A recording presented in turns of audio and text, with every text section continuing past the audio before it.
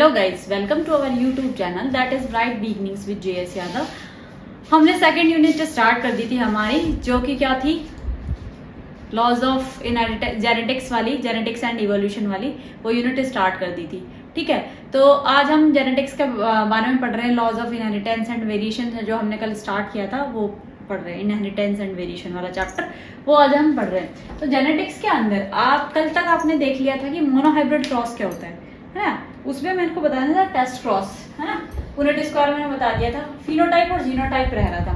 तो देखो test cross क्या होता है, ये किसी भी अननोन पेरेंट्स का, मेनली मेंडल ने क्या था, F1 जनरेशन के जो ऑफस्प्रिंग आई थी उसका रिसेसिव पेरेंट्स के साथ क्या करा देना, क्रॉस करा देना। क्रॉस विथ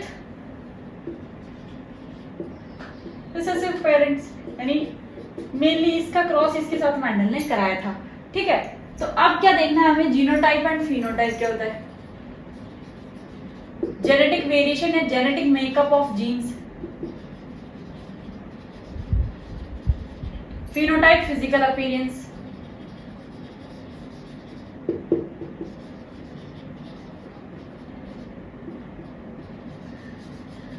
यानी बाहरी सुंदरता, जैसे कि आप लोग देखते हो कि मैडम सुंदर है तो उसी क्लास ले लेते हैं, नहीं है तो ठीक है, मतलब आउटर ब्यूटी जिसे कहते हैं। ठीक है, इससे समझ लो, याद रहेगा। फिजिकल अब फिनोटाइप जो है फिजिकल अपीयरेंस होती है। कौन अपने गुड लुक्स पे हर लोग क्या करते हैं, बहुत सारे लोग बहुत ज्यादा एम्फेसिस देते हैं, तो वही हम बायो में भी थोड़ा सा अप्लाई कर लेते हैं डेली यूजेस की चीजें। उसके अलावा होमोजाइगस हेटेरोजाइगस मैंने बता दिया था। एक बार मोनोहाइब्रिड का बता के मैं आपको क्या बता देती हूँ, फिनोटाइप और जीनोटाइप बता देती हूँ। उसके बाद हम लॉज ऑफ इनहेरिटेंस की तरफ मूव ऑन करेंगे। अब देखना, ध्यान से देखना बेटा, मैंने कल क्या कहा था कि मेंडल ने मोनोहाइब्रिड में सिंगल कैरेक्टर को लेके क्रॉस कराया।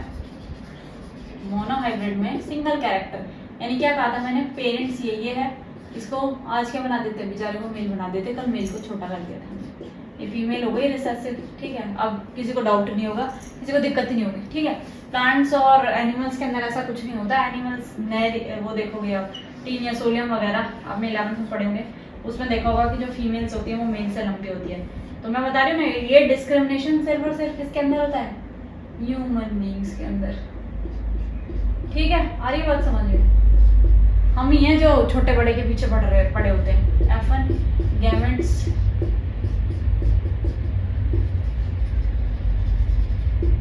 ये पेरेंट्स, और ये F1 जनरेशन क्या बनेगी। तो आपने देखा था इसमें फिनोटाइप और जीनोटाइप 4:0 था, क्योंकि सारे क्या है, एक जैसे, फिजिकली सारे लंबे दिख रहे हैं। फिर इसी में मैंने डोमिनेंट और रिसेसिव का कंसेप्ट भी आपको समझा दिया था कि जो जीन अपने आप को एक्सप्रेस कर पाता है वो डोमिनेंट होता है, और जो अपने आप को एक्सप्रेस नहीं कर पाता है वो रिसेसिव होता है। अब हमने क्या कहा था कि क्या कराया, मेंडल ने इमस्क्युलेशन प्रोसेस के थ्रू सेल्फ कराया। तो अब F2 देख लेते हैं, उसके बेसिस पे आपको जीनोटाइप और फिनोटाइप को बताना होता है। जीनोटाइप और फिनोटाइप डाइहाइब्रिड क्रॉस के अंदर भी करेगा, काम करेगा। अब देखो इसमें तो मेल और फीमेल आप कोई से भी ले लो, सेम थे। गैमेट्स क्या बनेंगे, ये बन गए गैमेट्स। ठीक है, F2, now we will talking about F2। ये F2 होगी। बोर्ड मेरा थोड़ा छोटा है तो मैंने F1 रिमूव कर दिए, डोंट वरी। ठीक है, अब इसके अंदर क्या मैजिक हुआ था, कल मैंने बताया था।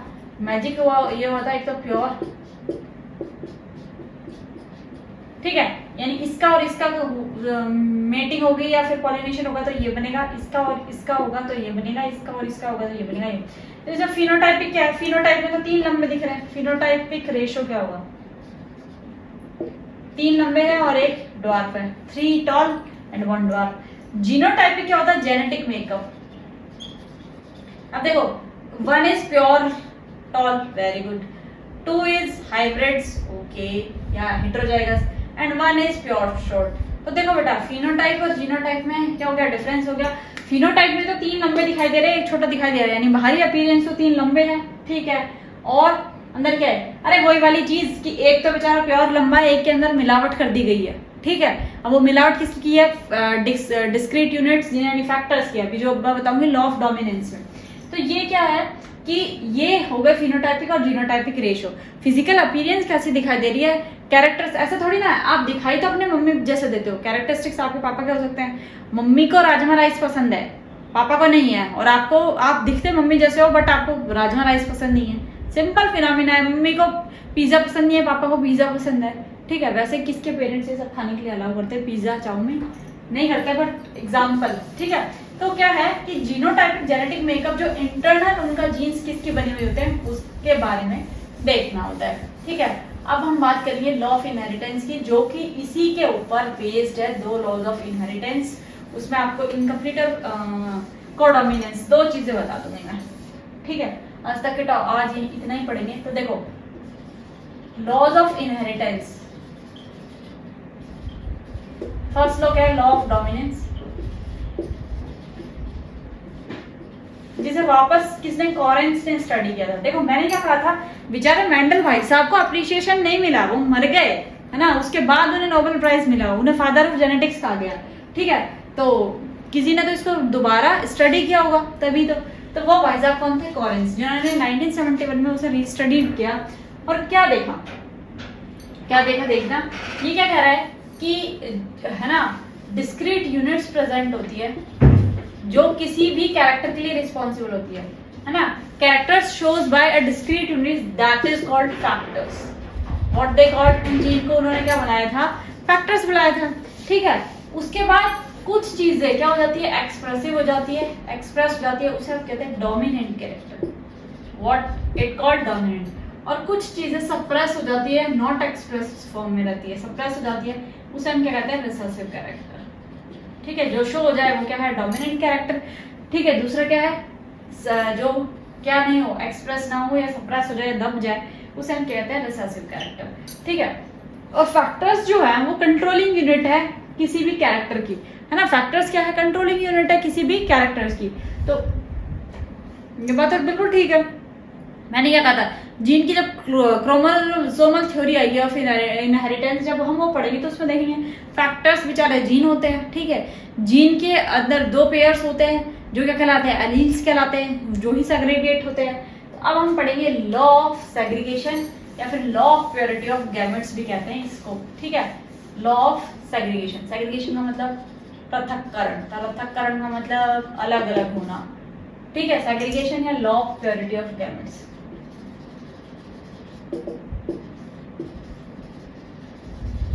अब इसके अंदर क्या देखना, मैंने क्या कहा था, no blending occurs, no blending और मिक्सिंग ऑफ फैक्टर्स अकर्स, ठीक है। जो भी चीज हो रही है, क्या हो रहा है, फैक्टर्स या एलील्स सेग्रीगेट, ठीक है, इजीली डिफरेंटली, ठीक है। अब देखो मैं क्या बात कर रही हूं कि कोई भी क्या है, रिसेसिव कैरेक्टर है या हिट्रोजाइगस कैरेक्टर है, तो इसके अंदर जो सेपरेशन ऑफ जीन्स होगा वो क्या होगा, डिफरेंट टाइप से होगा। अगर मैं एग्जांपल देके बताऊं, इधर यहाँ थोड़ा सा जगह बना लेते हैं, ठीक है। अगर मान लो ये 2 जीन्स है, ये 2 पेरेंट्स है, तो इनके एलील्स का जो सेग्रीगेशन हो रहा है, इनके फैक्टर्स का सेग्रीगेशन हो रहा है, वो डिफरेंटली हो रहा है। ये both are independent on each other, ये क्या इंडिपेंडेंट है एक दूसरे के ऊपर, ठीक है। अब F1 जनरेशन में मैं ये कह दूं कि इन दोनों का हो जाए, या इसकी और इसकी मेटिंग हो जाए तो भी ठीक है, इसकी और इसकी मेटिंग हो जाए तो भी ठीक है, इसकी और इसकी मेटिंग हो जाए, तो ये डिपेंड करता है रिकॉम्बिनेशन पे,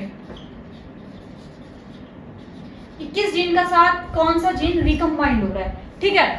ये खुद की मर्जी नहीं होती है जीन की कि मेरी तो मर्जी है भाई, मैं तो कैपिटल टी हूँ, मैं तो कैपिटल टी के साथ ही क्या करूंगा, रिकॉम्बिनेशन करूंगा, मैं तो लंबा ही रहूंगा, ऐसी कोई मनमर्जी इसके ऊपर नहीं चलता है। इसीलिए इसे कहते हैं लॉ ऑफ सेग्रीगेशन, कहते हैं कि इसके अंदर क्या है कि जो एलील्स है, जो जीन्स है, वो क्या होते हैं, सेग्रीगेट होते हैं, इंडिपेंडेंट रहते हैं एक दूसरे के ऊपर, अपना फैक्टर के ऊपर।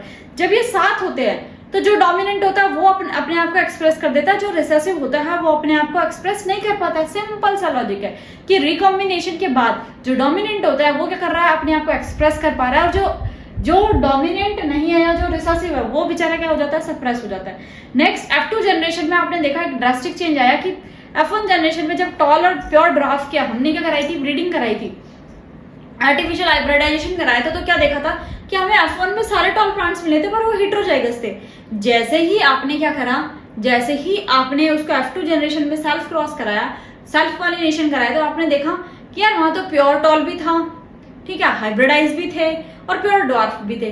तो ऐसा कैसे पॉसिबल है? ये प्योरिटी ऑफ गैमेट्स पर डिपेंड करता है कि जो गैमेट्स की रिकॉम्बिनेशन होना है, सेग्रीगेशन के बाद जब रिकॉम्बिनेशन हो रहा है तो क्या होता है, ऑटोमेटिकली जिसको जिसके साथ आना होता है वो लक बाय चांस पर डिपेंड करता है। ऐसा नहीं है कि उसकी जीन की या उस फैक्टर की या उस एलील की अपनी मर्जी चलती होगी। इसीलिए इसे law of purity of gametes भी कहते हैं, लॉ ऑफ सेग्रीगेशन भी कहते हैं कि पहले जीन्स क्या होते हैं, गैमेट्स के फॉर्म में सेग्रीगेट होते हैं, उसके बाद वो रिकम्बाइन होते हैं, ठीक है। तो ये इसके चांसेस क्या, luck by chance, hit and trial method पे बेस्ड है कि कौन सा जीन किसके साथ रिकम्बाइन करेगा। तो उसी पे क्या है, हमारा एंड प्रोडक्ट क्या करता है, डिपेंड करता है। तो ये सारी चीजें जो हैं ये किसने बताई, मैंडल ने बता दी थी, ठीक है, लेकिन उसके बाद किसने बताई, कॉरेंस ने इसको वापस स्टडी किया, ठीक है। तो कॉरेंस ने जब लॉ ऑफ डोमिनेंस में आपको फैक्टर्स वगैरह की नॉलेज दी कि डिस्क्रीट यूनिट्स होती है जिन्हें हम फैक्टर्स कहते हैं, लॉ ऑफ सेग्रीगेशन में ये बताया कि जितने भी जीन्स है वो एक दूसरे को इंडिपेंडेंटली मतलब इंडिपेंडेंट होते हैं, उनका कोई रोल नहीं होता। जब एलील्स जो हैं वो सेग्रीगेट होते हैं तो उनका अपने इंडिविजुअलिटी होती है, वो किसके साथ रिकम्बाइन करके कौन सा फैक्टर शो करेंगे, दैट इज इंपॉर्टेंट या डिपेंड करता है। अच्छा जी, अब हम बात करते हैं इसी में दो टॉपिक्स की और आज बात कर लेते हैं, फिर आगे करेंगे डायहाइब्रिड क्रॉस की बात करेंगे हम। देखो इसमें दो टॉपिक है, एक है इनकम्प्लीट डोमिनेंस,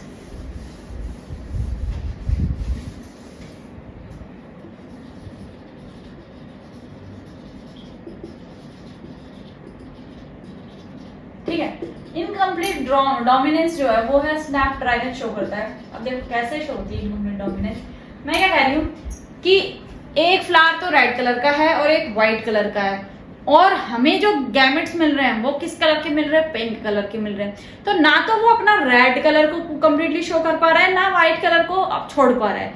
तो इसमें क्या हो रहा है, इन दोनों जीन्स की क्या हो रही है, इंटरमिक्सिंग से कुछ नया प्रोडक्ट बन रहा है जिसे हम क्या कहते हैं, इनकम्प्लीट डोमिनेंस। यानी डोमिनेंस तो है दोनों जीन्स की है लेकिन पूरी तरह से नहीं है ना, कंप्लीटली नहीं है, इसीलिए इसे क्या नाम दिया, इनकम्प्लीट डोमिनेंस। जैसे मैंने कहा स्नैपड्रैगन में कुछ फ्लावर रेड कलर के प्योर सॉरी ये रेड कलर के हैं और ये क्या है, व्हाइट कलर के हैं। तो जो इनसे अब गैमेट्स नहीं बना रही, मैं डायरेक्ट कॉम्बिनेशन करा रही हूँ, इनसे जो चारों फ्लावर मिलेंगे वो किस कलर के मिल रहे हैं बेटा, पिंक कलर के। किस कलर के मिल रहे हैं, पिंक कलर के। तो इनकम्प्लीट डोमिनेंस हो गई। और जब इनका सेल्फ करेंगे तो रेशो सेम मिलेगा, तो रेशो जीनोटाइपिक और फिनोटाइपिक सेम हो जाएगा। आप देखो इसको ऊपर से करके बताती हूँ। ये फर्स्ट F1 समझ में आ गई, F1 में सारे बेटा क्या होंगे, पिंक कलर के होंगे। अब F2 बना लेते हैं हम, ठीक है। F2 में सेम चार ही गैमेट्स बनेगी, दो मेल फीमेल के। देखो F2 के अंदर क्या होगा, जीनोटाइपिक और फिनोटाइपिक रेशो पे इसमें क्या क्या होगा वो देखते हैं, वो मेन चीज है। ये है दो जीन्स, तो ये देखो ये तो क्या है, प्योर कैसा कलर का हो गया, रेड। ये कैसे हो गया, पिंक। ये कैसा हो गया, पिंक। और ये कैसा हो गया, व्हाइट। तो देखो फिनोटाइपिक और जीनोटाइपिक रेशो सेम होंगे इसमें, यानी ये बेचारा बहुत अच्छा प्लांट है, ये जैसा बाहर से दिखाई देता है वैसा ही अंदर से है, ठीक है। ह्यूमन बींग्स की तरह से नहीं है कि बाहर तो बहुत सुंदर दिखाई दे रहा है और जेनेटिक मेकअप और वेरिएशन यानी मन के अंदर कुछ और गालियां चल रही है, ठीक है। तो दैट इज 1:2:1, यानी फिनोटाइपिक और जीनोटाइपिक के रेशो इनकम्प्लीट डोमिनेंस के अंदर क्या होते हैं, बिल्कुल सिमिलर होते हैं। ये बात ध्यान रखना। एग्जाम्पल आपको स्नैपड्रैगन याद रखना है, मिराबिलस जलापा, 4 o'clock प्लांट, ये भी देख सकते हो आप, ठीक है। तो इसके अंदर क्या हो रहा है कि आपको एक प्योर रेड मिल रहा है, दो आपको पिंक मिल रहे हैं और तीसरा व्हाइट मिल रहा है, यानी इंटर बिटवीन की कुछ इंटरमीडिएट सिचुएशन मिल रही है। इसीलिए इसे हमने क्या नाम दिया बेटा, इनकम्प्लीट डोमिनेंस। दूसरी बात को डोमिनेंस,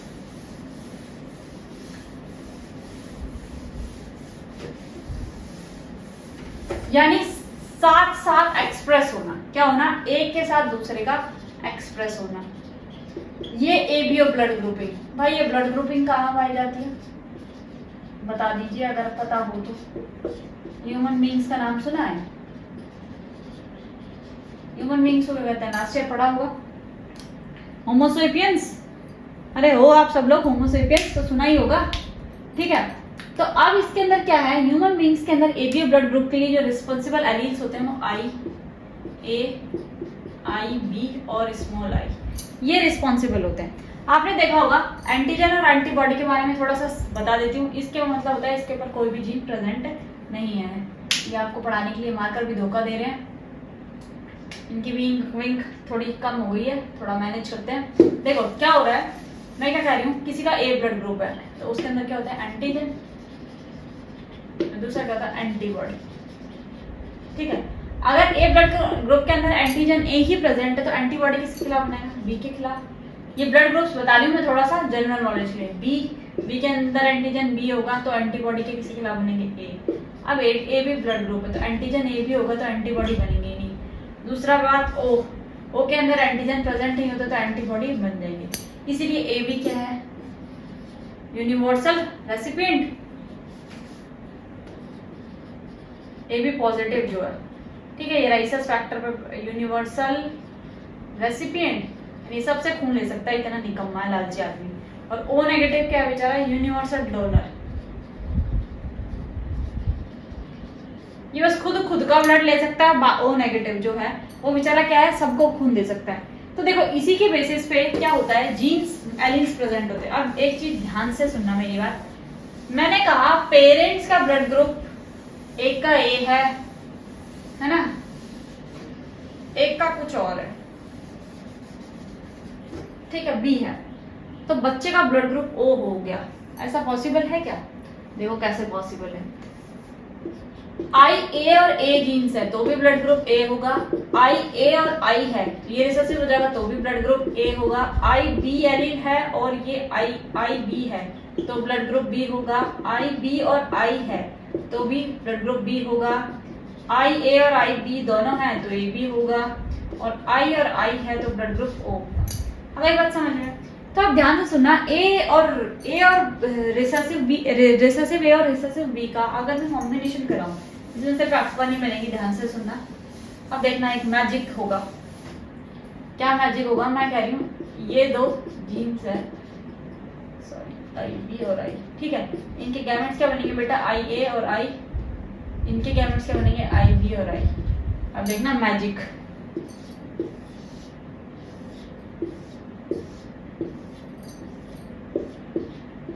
मेल और फीमेल देख लेना, आपको जो मेल बनाना हो जो फीमेल बनानी हो, टोटली डिपेंड्स अपॉन यू। अब देखना क्या बन रहा है, आई ए बी, इधर क्या बन रहा है, आई बी आई, इधर क्या बन रहा है, आई ए आई, इधर क्या बन रहा है, आई। अब देखना है इन पेरेंट्स के 4 संतानें हो सकती है जिसका एक का ब्लड ग्रुप ए बी हो सकता है और एक का ब्लड ग्रुप ओ बी हो सकता है, ए बी और ओ हो सकता है, ठीक है। आई और आई बी तो हो ही सकता है तो डेफिनेटली। अब आप देखा होगा कि इस रिसेसिव की वजह से कुछ पेरेंट्स के बच्चों का ब्लड ग्रुप बिल्कुल डिफरेंट होता है, तो क्या उनकी वो औलादें नहीं होती, यानी मान लो आई ए रिसेसिव है, आई बी भी रिसेसिव है ना, इसमें एक जीन रिसेसिव है एक एलील, तो ये क्या हुआ ड्यूरिंग सेग्रीगेशन अलग हुए, उसका रिकॉम्बिनेशन के टाइम पे ये दोनों सेग्रीगेट हो गए, तो बच्चे का ब्लड ग्रुप क्या हो गया, ओ हो गया। तो now what will you get conclusion कि अगर माँ और बाप यानी माँ फादर और मदर का ब्लड ग्रुप अगर उसमें एक एलिमेंट या एक जो एलील है वो रिसेसिव है तो बच्चे का ब्लड ग्रुप ओ भी हो सकता है और ए भी हो सकता है और वो उसी की संतान होगी। आप ऐसा नहीं है कि आप ये कह दो नहीं यार मम्मी का तो ए ब्लड ग्रुप का था, पापा का तो बी था और ये तो कुछ अलग ही अतरंगा है या पता नहीं है इनका इन्हीं पेरेंट्स का बेबी है भी या नहीं है। तो ये एक बीइंग अ बायो स्टूडेंट बिल्कुल मतलब माइंड में फिट कर लेना कि अगर पेरेंट्स का आई ए है और बी है तो बच्चे का ओ हो सकता है और ए बी भी हो सकता है, ठीक है। तो ये क्या है, कोडोमिनेंस है। और देखा पी प्लांट के अंदर स्टार्च के लिए रिस्पॉन्सिबल होता है, एक्सेसिव स्टार्च सिक्रेशन के लिए बीबी और मीडिएट या मॉडरेट या लेस अमाउंट के लिए बीबी। तो इनका जो प्रोडक्ट बनता है ये जो बीबी है ये क्या करता है, ये एक साथ ये इंटरमीडिएट क्या करता है, सीक्रेशन करता है स्टार्च का, इन बिटवीन की स्पीशीज आती है। इसीलिए मैं कह रही हूँ इसके अंदर देखोगे तो जो है 1:1:1:1 रेशियो मिल रहा है। जीनोटाइपिक देख लो, फिनोटाइपिक भी देख लो। तो ये चीजें क्या है, ये independent law of independent assortment को बहुत अच्छे से, सेग्रीगेशन को बहुत अच्छे से क्या कर रहा है, एक्सप्लेन कर रहा है। ये क्या है, कोडोमिनेंस है। आई होप कि आज की क्लास में आपको कोडोमिनेंस, इनकम्प्लीट डोमिनेंस बहुत अच्छे से समझ में आई होगी। बेटा इनकी जितनी आप प्रैक्टिस करोगे ना पुनेट स्क्वायर की, ये चेकर बॉक्स से कहलाता है पुनेट स्क्वायर। गनार्ड सी पुनेट ने इनको डिस्कवर किया था कि हम वो जो क्रॉस ऐसे ऐसे करके बनाते हैं, ये इसके साथ, ये इसके साथ, इनके अंदर मिस्टेक्स होने की पॉसिबिलिटी होती है। इसको चेकर बॉक्स के अंदर, इसके अंदर कोई भी क्या होता है, किसी भी तरह की कोई भी मिस हैपनिंग या फिर मिस इंटरप्रेट होने की संभावना नहीं होती है, इजीली समझ में आता है। तो आई होप कि आज की क्लास आपको अच्छे से समझ में आई हो। अगर अच्छे से पसंद आई हो तो हमारे जो वीडियो है उसे लाइक कीजिएगा, शेयर कीजिएगा, हमारे चैनल को सब्सक्राइब कीजिएगा और हमें सोशल मीडिया पर भी फॉलो कीजिएगा। Thank you so much.